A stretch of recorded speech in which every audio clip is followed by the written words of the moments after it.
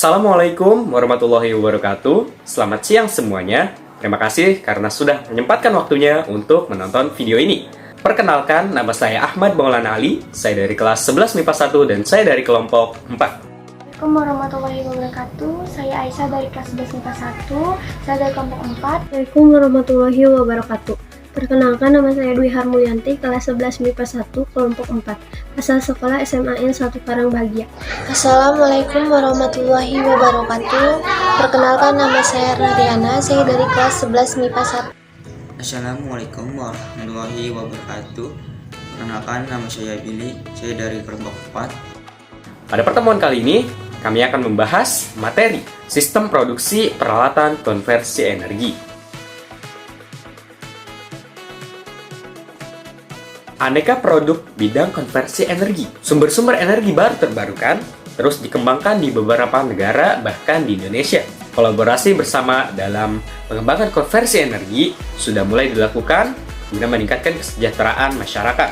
Beberapa contoh sistem produksi bidang konversi energi diantaranya, yang pertama, konversi energi angin. Indonesia memiliki potensi tenaga angin yang merupakan salah satu sumber energi terbarukan, terutama di kawasan pesisir. Energi angin digunakan untuk membangkitkan energi listrik dengan bantuan kincir angin untuk menggerakkan generator. Baling-baling yang digunakan untuk mengubah angin menjadi putaran rotor. Ekor yang dipasang pada kincir angin digunakan untuk membantu kincir angin mengarah pada arah angin dari berbagai arah. Kincir angin ditopang oleh menara yang dapat kita lihat berbagai jenis, antara lain jenis turbular, menara kaki 3, dan menara kaki 4. Yang kedua ada konversi energi surya atau matahari. Pembangkit listrik energi surya atau disebut dengan istilah fotovoltaik atau PV merupakan teknik mengubah energi sinar matahari menjadi energi listrik melalui sel surya atau solar cell secara langsung. Sel surya beragam ukurannya. Jika membutuhkan daya output yang lebih besar, sel surya disusun dalam bentuk modul. Komponen yang digunakan dalam pembangkit listrik energi surya antara lain modul surya, regulator, aki, inverter DC atau AC, dan beban listrik. Keuntungan pembangkit listrik tenaga surya adalah mengubah energi surya menjadi listrik secara langsung tanpa menggunakan generator. Yang ketiga ada energi air. Arus air menggerakkan sudut-sudut turbin yang dihubungkan dengan poros sebuah generator. Konstruksi generator terdapat magnet yang dikelilingi gulungan kawat. Jika digerakkan oleh turbin, medan magnet itu dapat membangkitkan listrik yang dapat disalurkan melalui kabel. Energi hidro dapat dimanfaatkan untuk pembangkitan listrik tergantung dari aliran atau gerakan air yang dialirkan melalui pipa atau pintu air yang dialirkan untuk menggerakkan turbin yang berakibat pada berputarnya generator yang dapat menghantarkan listrik. Pembangkit listrik tenaga air skala kecil dikenal dengan pembangkit listrik mikrohidro.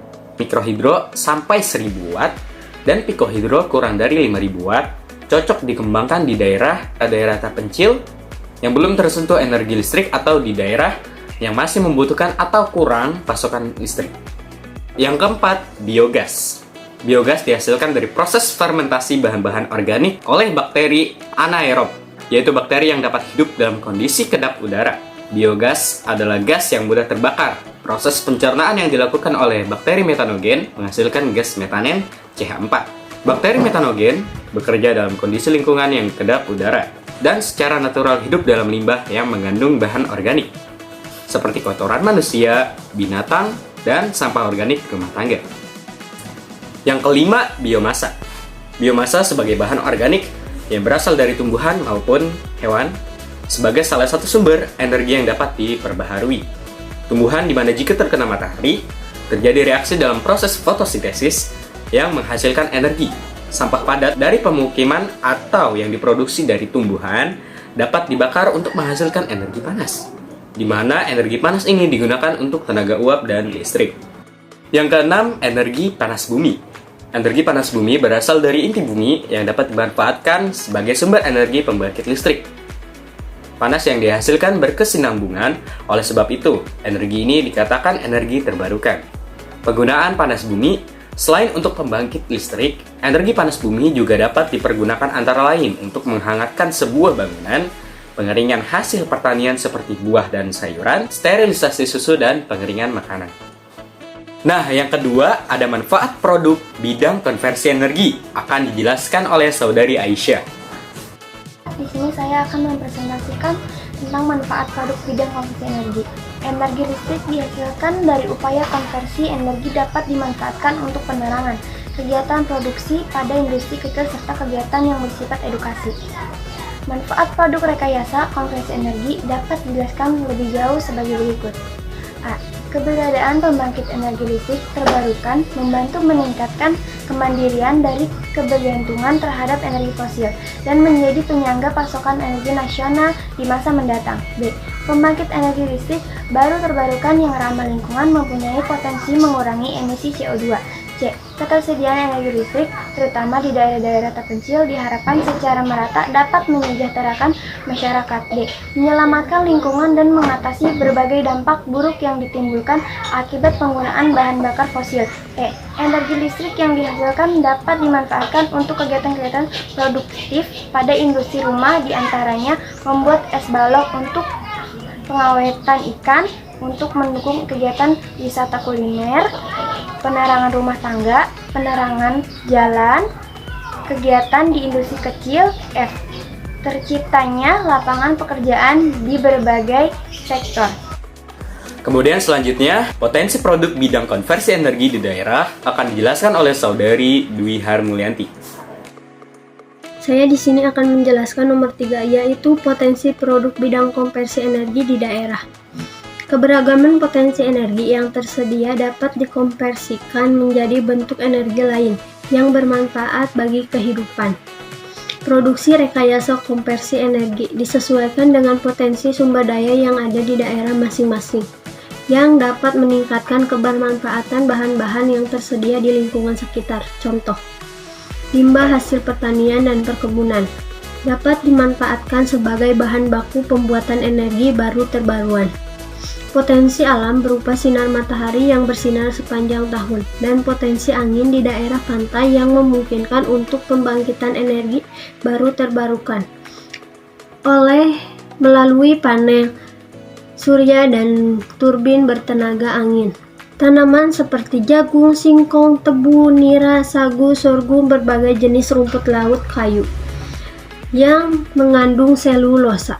Perencanaan yang baik melakukan upaya budidaya dengan menjaga kelestarian lingkungan dan jangka panjang akan dapat memberikan dukungan terhadap kesejahteraan masyarakat. Analisa SWOT adalah suatu kajian terhadap lingkungan eksternal dan eksternal wirausaha atau perusahaan. Analisa internal lebih menitik beratkan pada aspek kekuatan dan kelemahan, sedangkan analisa eksternal untuk mengendalikan dan mengidentifikasikan semua gejala peluang yang ada di masa pendatang serta ancaman, dan kemungkinan ada persaing atau calon persaing. Selanjutnya, perencanaan produk rekayasa konversi energi akan dijelaskan oleh Saudari Erna Rihana. 4. Perencanaan produksi rekayasa konversi energi. Pembakaran pembuatan arang pengarangan dengan menggunakan alat pirolisis. Pembuatan arang briket dapat dimanfaatkan sebagai sumber energi untuk kepentingan kehidupan sehari-hari. Proses pembakaran ini dapat digunakan barang bekas berupa drum yang didesain sedemikian rupa untuk proses pengarangan. Kemudian ada alat dan bahan yang dibutuhkan, akan dijelaskan lagi oleh Saudari Erna Rihana. 5. Alat dan bahan yang dibutuhkan. Alat pendukung dalam pembuatan arang-arang briket diantaranya A. Alat pirolisis atau drum pembakaran, B. Alat penumbuk, C. Ayakan, D. Wadah pencampuran kanji, E. Pencetak arang briket, F. Alas pengeringan. Bahan pendukung pembuatan arang-arang briket diantaranya A. Tepung kanji, B. Air, C. Limbah pertanian yang berupa kulit kakao, kulit durian, kayu bakar, dan lain sebagainya. Selanjutnya, proses produksi rekayasa konversi energi akan dijelaskan oleh Saudara Billy. Saya akan menjelaskan proses produksi rekayasa konversi energi. Di sini ada pembuatan arang briket. Proses atau langkah-langkah pembuatan arang briket. Yang pertama, penyediaan bahan baku Bahan untuk pembuatan arang briket misal tempurung kelapa, kayu bakar, kulit durian, dan bahan lain yang berasal dari sampah organik. Bahan baku untuk pemarangan dipotong menjadi kecil-kecil untuk mempermudah dan mempercepat proses pengeringan. Yang kedua itu proses pirolisis. Proses pirolisis yaitu proses pembakaran tanpa oksigen atau karbonisasi untuk memperoleh karbon atau arang. Pembakaran dilakukan pada tungku yang berupa tabung pembakaran tertutup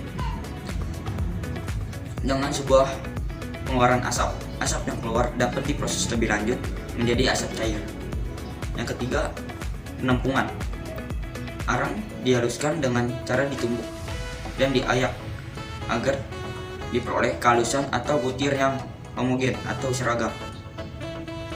4. Pencampuran. Pencampuran tepung arang dilakukan dengan menyiapkan tepung kanji dan air. Dididihkan sehingga menjadi kental dengan perbandingan antara tepung kanji 8 gram, air 30 gram, dan tepung arang 90 gram. Tepung arang dimasukkan dalam kanji yang sudah mengental sehingga adonan arang briket yang siap dicetak menjadi arang briket. Yang kelima, pencetakan arang briket. Pencetakan arang briket dilakukan dengan menggunakan alat pencetak arang briket. Cetakan arang briket dapat dibuat secara manual dengan menggunakan pipa paralon atau bambu yang dipotong sesuai dengan ukuran yang kita inginkan. Langkah pencetakan arang briket dengan cara memasukkan adonan ke dalam pencetakan arang briket, kemudian dipres atau dikempa untuk memperoleh kepadatan.